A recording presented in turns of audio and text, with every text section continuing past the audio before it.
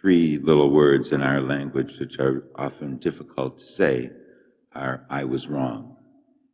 And we read in the first reading today a beautiful example of admitting being wrong. The people have admitted as a community that they had rebelled against God. They did not obey his laws and his statutes. They were unfaithful to his will, and they are sorry. Those are the three words that are difficult to say. I am sorry. Because so often we just want to make excuses. Instead of saying I was wrong or to say I'm sorry, we say, well, if you knock a glass over, it's because somebody put it where they shouldn't have. If you don't get up in the morning, it's because the alarm clock didn't go off. We always have excuses for what we did that went wrong.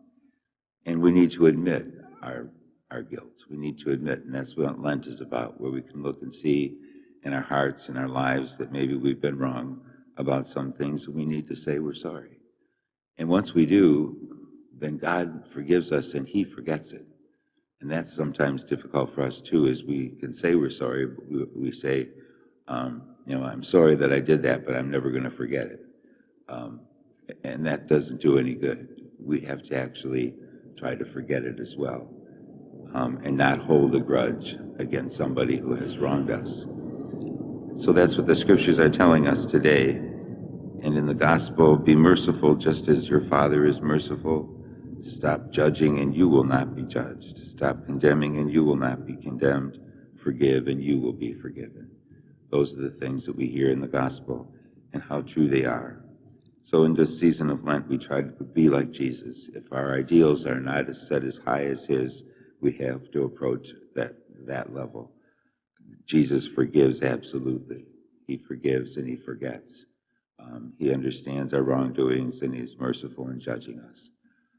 He chose St. Peter to be the first pope, but Peter denied him 3 times right out.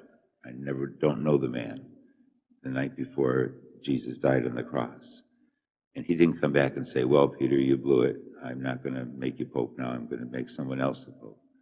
No, he forgave Peter because Peter repented from his heart and Jesus continued to let him have the position that he gave to him. And so we must be the same in our forgiveness, just like Jesus was.